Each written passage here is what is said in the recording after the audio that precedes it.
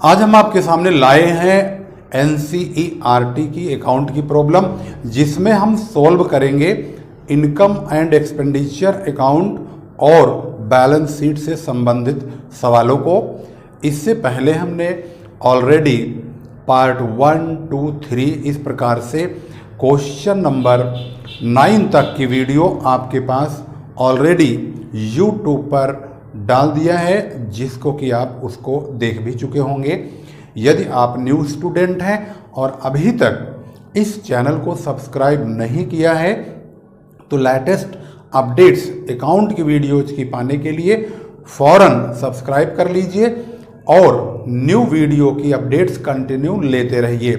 आइए शुरू करते हैं question number 10, Deoghar club. Question number 10 के मुताबिक देवघर क्लब देवघर के निम्नलिखित प्राप्ति और भुगतान खाता एवं नीचे दी गई सूचनाओं से 31 मार्च 2020 को समाप्त होने वाले वर्ष के लिए आय व्यय खाता और आर्थिक चिट्ठा बनाइए। डोनेशन 2.5 लाख का है, लाइफ मेंबरशिप फीस है 20,000 का, मैच फंड है 50,000 रुपये का, सब्सक्रिप्शन 16,000 का, इंटरेस्ट ऑन सिक्योरिटीज 1,000 रुपये, क्रिकेट 2,000, टेनिस से इनकम 2,500 और लास्ट में विविध आय यानी मिसलेनियस इनकम 500 रुपये, कुल 22,000 रुपये की इनकम दिखाई गई है।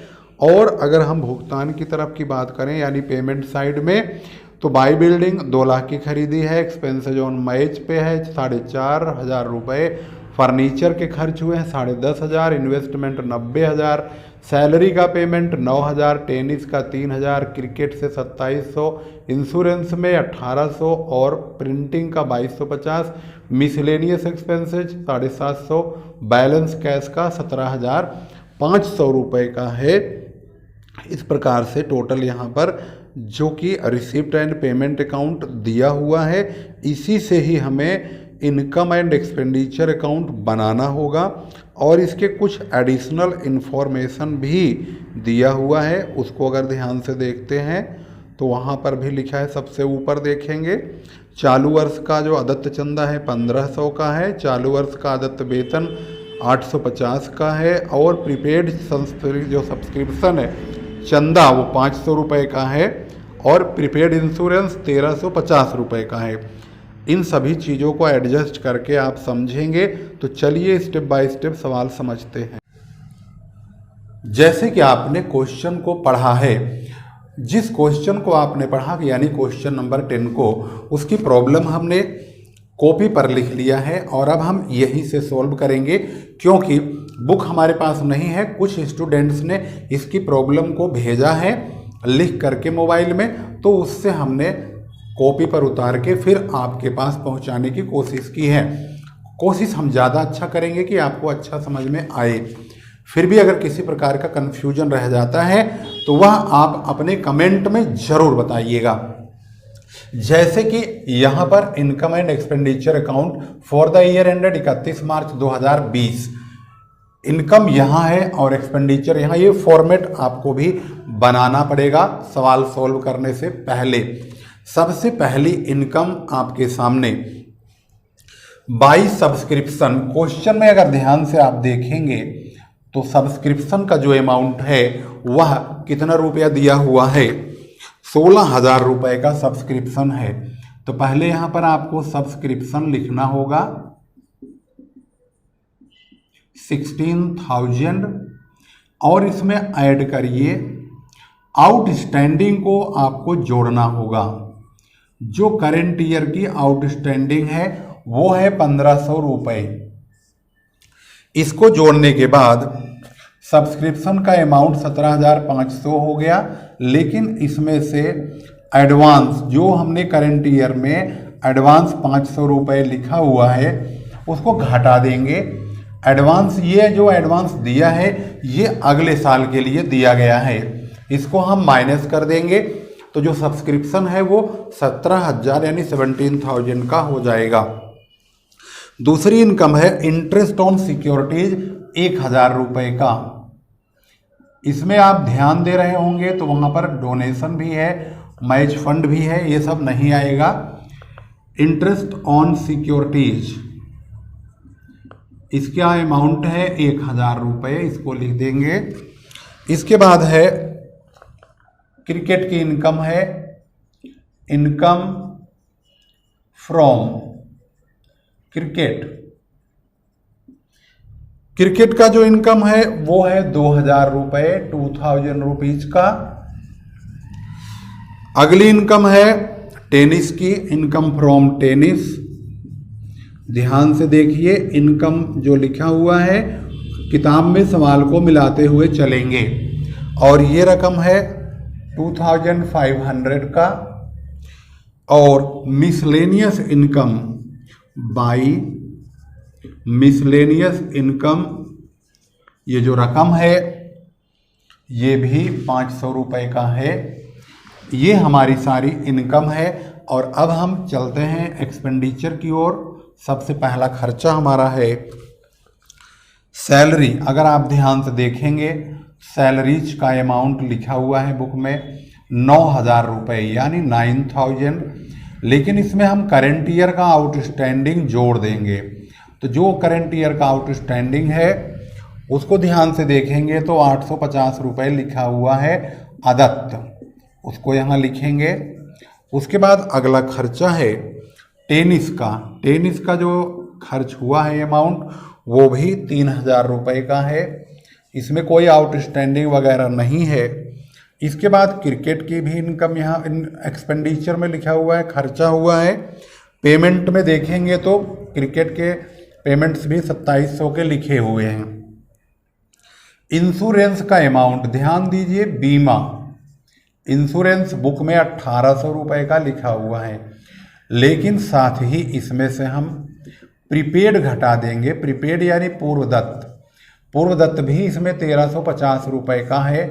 तो जो इंश्योरेंस का रकम होगा वो 450 रुपये ही खर्चा 2020 का माना जाएगा। इसके बाद है प्रिंटिंग। प्रिंटिंग है 2250 रुपये का, टू प्रिंटिंग, और ये है 2250 रुपये का, इसको लिखेंगे।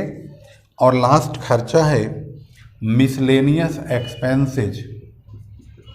और मिसलेनियस एक्सपेंसेज के साथ ही खर्चों का जो सिलसिला है वो समाप्त हो गया। 750 रुपये का मिसलेनियस एक्सपेंसेज दिया गया है। अगर हम ध्यान से देखें इनकम को 17, 18, 2, 20, 3, 23, ये 23,000 रुपये का मतलब इनकम होती है। ये 23,000 की इनकम होती है। और ये जो खर्चे हैं 9, 3, 12, 2, 14, 2, 16, 17,000, 18,150, 19,000 का होता है। इसमें से हम 19,000 रुपये खर्चे को घटाएंगे तो 4,000 का सरप्लस आएगा, यानी इसको हम यहाँ लिखेंगे टू सरप्लस के नाम से, और ये 4000 रुपीज़ हो जाएगा। हमारा जो इनकम है 23,000 ये सबसे ज़्यादा है, इसी को दोनों तरफ लिख देंगे, ये ध्यान रखेंगे। अगर इनकम ज़्यादा है तो इनकम को दोनों तरफ लिखिए, एक्सपेंडिचर ज़्यादा है तो एक्सपेंडिचर लिखिए। अगर ये ज़्यादा होता तो हम यहाँ पर बाई डेफिसिट लिखते, फिर इधर कमी आ जाती और उधर आता है लॉस यानी घाटा। इस प्रकार से आपने क्वेश्चन नंबर 10 का इनकम एक्सपेंडिचर अकाउंट बहुत ही अच्छी तरह से समझ लिया है। अब हम बनाने चल रहे हैं देवघर क्लब का बैलेंस शीट। इसमें हम पिछले साल की बैलेंस शीट नहीं बनाएंगे। क्यों नहीं बनाएंगे? क्योंकि पिछले साल की बैलेंस शीट कैपिटल के लिए बनाई जाती है और पिछले साल का एसेट्स और लायबिलिटीज का होना ज़रूरी है। लेकिन इस क्वेश्चन के मुताबिक पिछले साल का कोई एसेट्स और लायबिलिटी है ही नहीं, तो इसका मतलब है जो बैलेंस शीट हम बनाएंगे करंट ईयर की इंफॉर्मेशन से ही बनाएंगे। तो आइए शुरू करते हैं। सबसे पहले हम लायबिलिटी साइड का शुरुआत करते हैं। सबसे पहले आप देखेंगे डोनेशन जो कि बहुत अधिक मात्रा में है, जो कि आयगत प्राप्ति नहीं है बल्कि ये पूंजीगत प्राप्ति है, यानी ये कैपिटलाइज्ड इनकम है, इसको यहाँ लिखेंगे। इसके बाद है लाइफ मेंबरशिप फीस। ये तो हमने आपको बहुत पहले ही बता दिया था कि लाइफ मेंबरशिप फीस जो है वो हमेशा कैपिटलाइज्ड ही होता है, उसको कभी भी आपको नहीं लिखना होता है इनकम समझ करके। और ये यहाँ पर 20,000 रुपये का दिया हुआ है। मैच फंड, मैच फंड की स्थापना की जाती है मैच को खर्चे के पूरा करने के लिए। तो जो मैच फंड है यहाँ पर 50,000 रुपये का है। इसमें से मैच एक्सपेंसेस को माइनस कर दिया जाएगा जो कि 4500 रुपये का है। तो 45,500 रुपये का मैच फंड का बैलेंस लिखा जाएगा। इसके बाद है जो सरप्लस हमारा इनकम एक्सपेंडिचर में आया हुआ है उसको लिखेंगे और वो है 4,000 का, जो कि अभी आपने इनकम एक्सपेंडिचर अकाउंट से निकाला है। ये एडवांस सब्सक्रिप्शन है जो अगली साल के लिए दिया गया है, यानी 2020-21 के लिए दिया गया है और इसका अमाउंट है 500 रुपीज़ का। ये हमारे लिए लायबिलिटी है क्योंकि अभी ये ऐसा पेमेंट है जिसका भी समय ही नहीं आया है, यानी जिसने हमें सब्सक्रिप्शन एडवांस में दिया है वो हमसे मांग भी सकता है। इसके बाद है आउटस्टैंडिंग सैलरी 850 रुपये करंट ईयर का है, सैलरी 850 रुपये।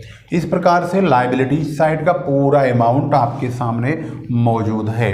अब हम चलते हैं एसेट्स में। सबसे पहली एसेट्स बिल्डिंग है। बिल्डिंग वैसे भी फिक्स एसेट्स होती है तो इसकी रकम 2 लाख रुपए पूरा ही हम लिखेंगे, कोई भी कटौती नहीं करेंगे। कोई डेप्रीसिएशन इसमें दिया नहीं है इसलिए कटेगा भी नहीं। फर्नीचर का अमाउंट 10,500 रुपये लिखे जाएंगे। इन्वेस्टमेंट इंफॉर्मेशन में ध्यान से देखिए तो इन्वेस्टमेंट की जो रकम है वहाँ पर 90,000 की इन्वेस्टमेंट है। कोई इंटरेस्ट वगैरह कटवाने के लिए कहा नहीं है इसमें यहाँ पर, जो कि एक्रूड हो। इसके बाद यहाँ पर कैश 17,500 रुपये का है, कैश बैलेंस 17,500। इसके बाद है एडवांस इंश्योरेंस या प्रीपेड इंश्योरेंस भी लिख सकते हैं, ज़रूरी नहीं है। ज़्यादातर हम प्रीपेड का इस्तेमाल करते हैं तो प्रीपेड ही लिख दीजिए, कोई दिक्कत नहीं है। प्रीपेड इंश्योरेंस, और प्रीपेड इंश्योरेंस की रकम एडिशनल इन्फॉर्मेशन में है वो 1,350 रुपये का लिखा हुआ है, तो 1,350 रुपये लिख देंगे। करेंट ईयर का आउटस्टैंडिंग सब्सक्रिप्शन का जो अमाउंट है उसको यहाँ पर लिखेंगे।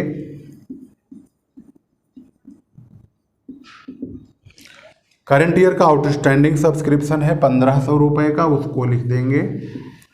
ये तमाम जो हमारे एसेट साइड का टोटल अगर करेंगे और लायबिलिटीज़ का करेंगे तो दोनों तरफ इक्वल आना चाहिए, और इनका टोटल अगर आप ध्यान से देखेंगे तो 3,20,850 रुपये हो जाएगा। इधर का भी टोटल और इधर का भी टोटल यहाँ पर मौजूद है। इसका टोटल भी 3,20,850 और इसका टोटल भी 3,20,850 हो चुका है। इसको आप जोड़ सकते हैं और जोड़ने के बाद आप दोनों तरफ बैलेंस शीट का हमेशा जो संतुलन है, जो बैलेंसिंग है, वो हमेशा इक्वल आती है। इस बात को भी आप ध्यान रखेंगे।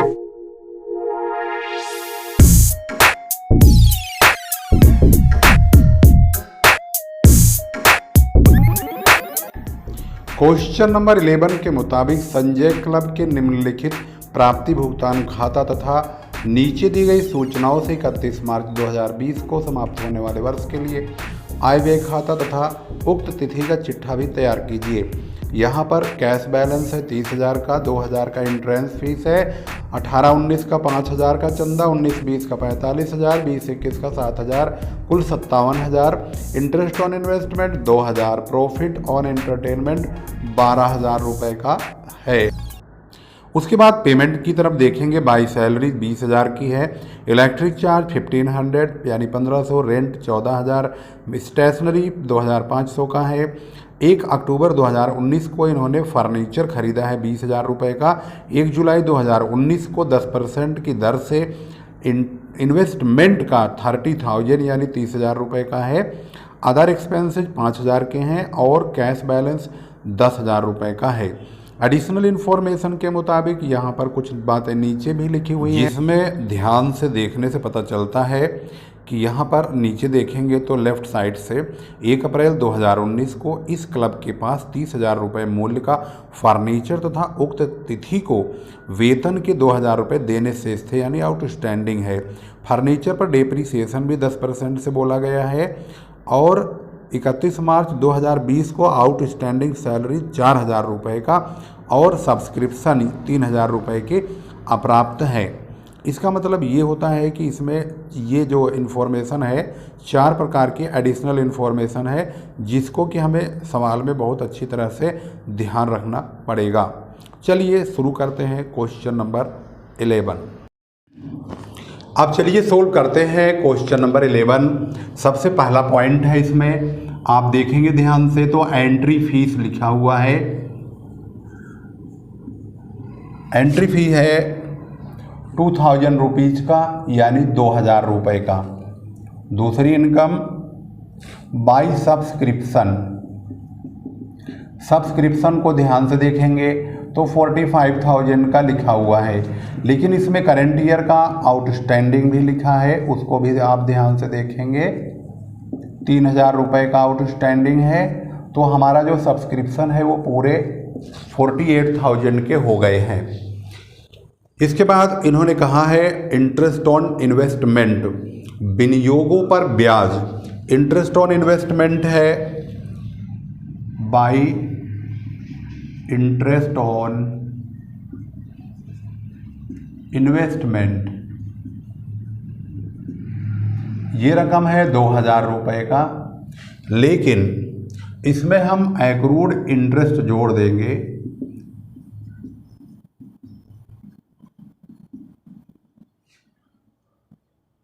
आउटस्टैंडिंग या एक्रूड 250 रुपये का जोड़ेंगे।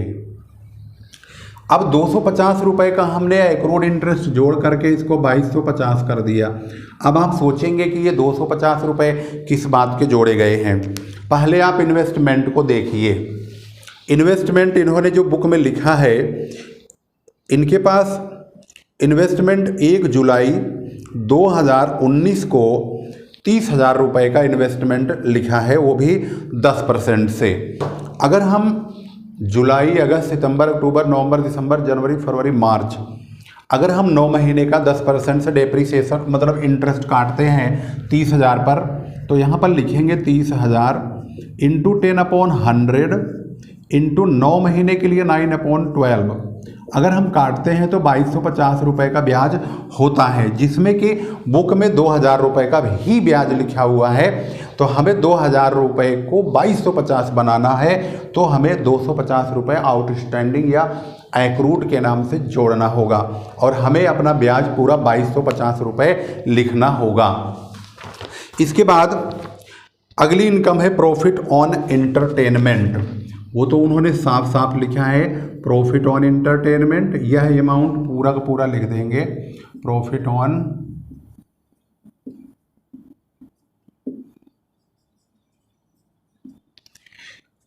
एंटरटेनमेंट से जो इनकम हुई है टोटल 12,000 रुपये की हुई है। 12,000 ऐसे ही लिख देंगे, 12,000। अब हम पहुंचते हैं खर्चों की ओर। खर्चों को आप ध्यान से देखेंगे। सबसे पहला खर्चा है सैलरी। सभी खर्चों को आप बाकायदे समझते चलिए और समझ में आना बहुत ज़रूरी है। 20,000 की सैलरी लिखी हुई है, लेकिन एडिशनल इन्फॉर्मेशन में आउटस्टैंडिंग भी बोला गया है।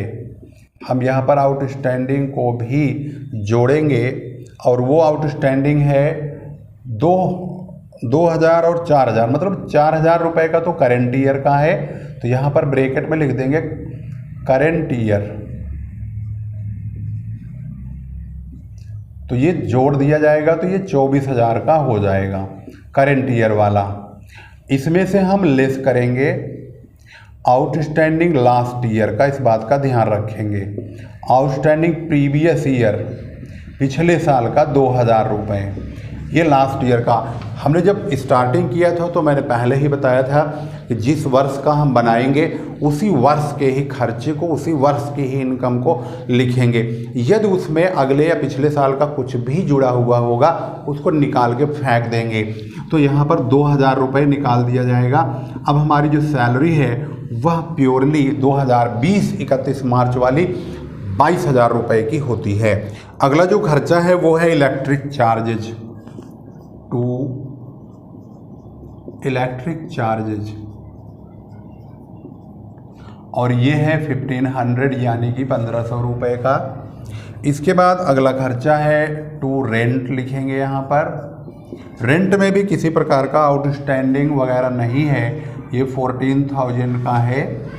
इसके बाद है स्टेशनरी 2500 रुपये का, इसमें भी किसी प्रकार का आउटस्टैंडिंग और एडवांस का चक्कर नहीं है, पूरे 2500 लिख देंगे। उसके बाद है डेप्रीसिएशन ऑन फर्नीचर, इसको आपको समझना होगा बहुत अच्छी तरह से। डेप्रीसिएशन की जो रकम है वो 3000 रुपये प्लस 1000 रुपये, टोटल 4000 रुपये हमें लिखना होगा। अब कैसे लिखेंगे इसकी जानकारी के लिए चलते हैं सवाल में। सवाल में जो इन्फॉर्मेशन लिखा है उसके मुताबिक फर्नीचर 1 अक्टूबर 2019 को 20,000 रुपये का खरीदा गया।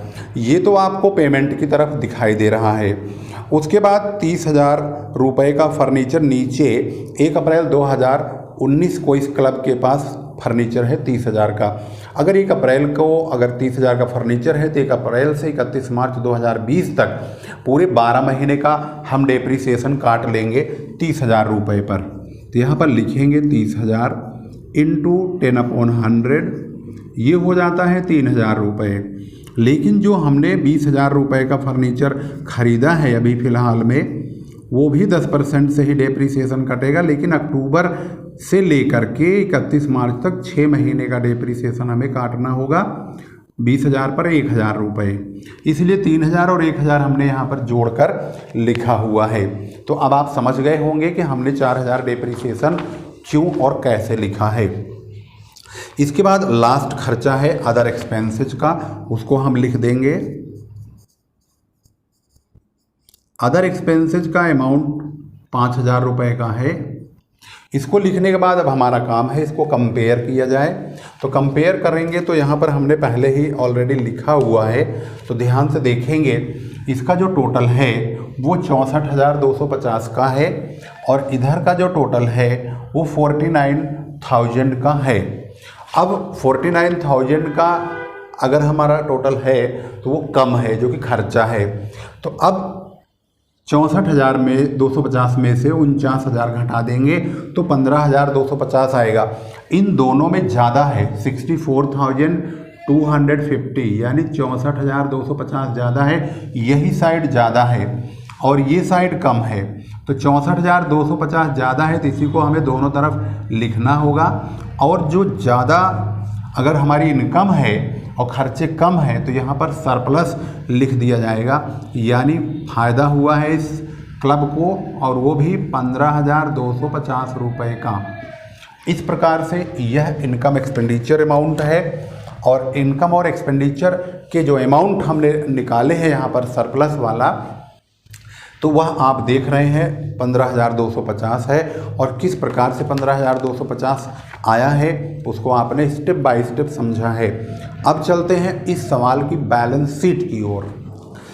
बैलेंस शीट के लिए जब हम 2020 का बैलेंस शीट बनाएंगे तो उससे पहले हमें 2019 की बैलेंस शीट इसलिए बनाना होगा जिससे कि हमें इसकी कैपिटल का पता चल जाए। तो आइए सबसे पहले शुरू करेंगे संजय क्लब का 31 मार्च 2019 को बैलेंस शीट का सिचुएशन क्या था। जैसे कि आप क्वेश्चन में देख रहे हैं, वहाँ पर जब भी हम बैलेंस शीट बनाते हैं तो 2019 की तमाम एसेट्स को यहाँ डालेंगे और लाइबिलिटीज़ को यहाँ डालेंगे, दोनों का डिफरेंस करेंगे तो वही कैपिटल निकल के आ जाएगा। तो 2019 के मुताबिक इनके पास सबसे पहले आप देखेंगे रिसिप्ट की ओर कैश का बैलेंस लिखा हुआ है 30,000 रुपये, सबसे पहले उसको लिखेंगे। उसके बाद नीचे 1 अप्रैल 2019 को फर्नीचर का अमाउंट 30,000 रुपये का लिखा हुआ है, उसको लिखेंगे। उसके बाद पिछले साल का 2018-19 का जो सब्सक्रिप्शन है, आउटस्टैंडिंग सब्सक्रिप्शन, उसको लिखेंगे, जो कि 5,000 रुपये है,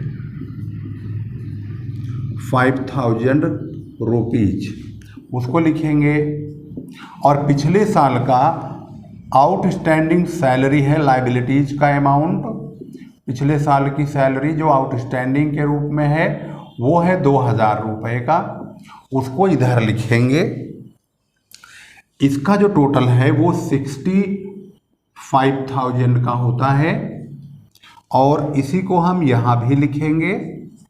और 65,000 में से 2,000 को घटा देंगे तो जो यहाँ पर बैलेंस निकल के आएगा ये होगा कैपिटल फंड 63,000 का।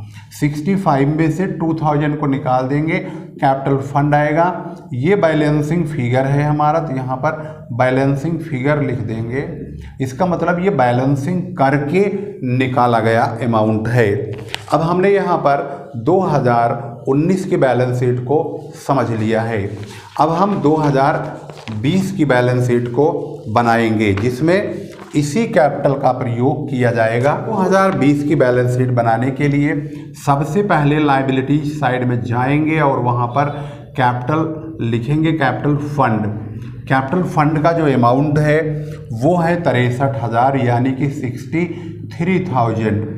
सरप्लस चाहे इसमें जोड़ दो चाहे अलग से दिखा दो, 15,250 रुपये का सरप्लस है। उसके बाद करेंट ईयर की जो लायबिलिटीज है वो आउटस्टैंडिंग सैलरी की बची हुई है 4,000 रुपये, उसको लिखेंगे यहाँ पर आउटस्टैंडिंग सैलरी 4,000 रुपीज़। इसके अलावा लायबिलिटीज साइड में कुछ भी नहीं बचा हुआ है। अब हम पहुँचते हैं एसेट्स में।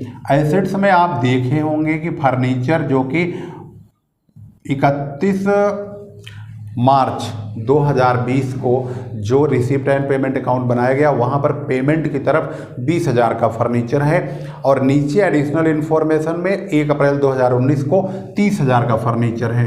तो जो ये पुराना फर्नीचर 30,000 है, इसमें 20,000 का फर्नीचर और जुड़ जाएगा, और साथ ही डेप्रिसिएशन जो 4,000 का कटा है वो घट जाएगा। तो टोटल जो फर्नीचर है वो 46,000 का हो जाएगा। इसके बाद इनके पास है इन्वेस्टमेंट। वह इन्वेस्टमेंट देखेंगे आप ध्यान से तो 30,000 रुपये का है। हमने जब वर्किंग किया था तो वहाँ पर एक्रूड इंटरेस्ट हमने आपको दिखाया था, जिसे हमने लिखा हुआ है आउटस्टैंडिंग के नाम से। तो एक्रूड इंटरेस्ट या आउटस्टैंडिंग इंटरेस्ट 250 रुपये हमने जोड़े हुए दिखाए थे, तो वह ब्याज इन्वेस्टमेंट का ही है, तो वह इन्वेस्टमेंट में जुड़ जाएगा। इसके बाद कैश, यहाँ पर कैश का जो amount balance CD receipt and payment की ओर, पेमेंट साइड में सबसे नीचे कैश बैलेंस लिखा हुआ है 10,000 रुपये का, उसको यहाँ पर लिख देंगे। इसके बाद जो हमारे पास सब्सक्रिप्शन है करेंट ईयर का, यानी 2020 का सब्सक्रिप्शन, उसको लिखेंगे, और वह अमाउंट आपकी स्क्रीन पर लिखा भी है, मतलब किताब में आप देखेंगे तो 3,000 रुपये का आउटस्टैंडिंग सब्सक्रिप्शन होता है, जो कि लिखा हुआ है। इन सभी का टोटल करेंगे। इधर का टोटल 89,250 होता है, और इधर का भी टोटल 89,250 होता है। इसको आप बुक से मिला लेंगे, बिल्कुल राइट आंसर मैच हो चुका है, जो कि आपकी स्क्रीन पर मौजूद है।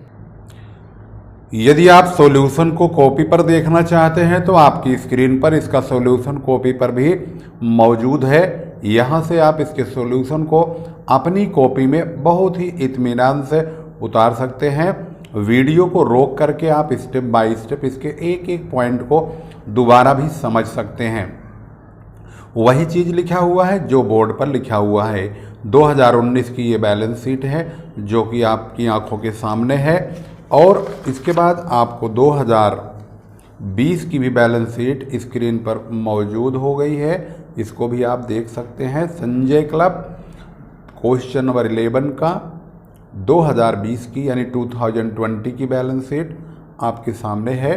इसको भी आप स्क्रीन रोक करके आसानी से इसको स्टेप बाय स्टेप चेक कर सकते हैं और देख सकते हैं। इसी के साथ ही वीडियो को शेयर करना बिल्कुल भी मत भूलिएगा, क्योंकि हम आपके लिए बहुत मेहनत कर रहे हैं। छोटी मोटी बात नहीं है, ये बहुत हार्ड वर्क है, बहुत ज़्यादा। इसलिए मैं आपको बार बार रिक्वेस्ट करता हूं कि आप लोग वीडियो को शेयर ज़रूर करो, कम से कम मेरी एक इच्छा ज़रूर पूरा कीजिए।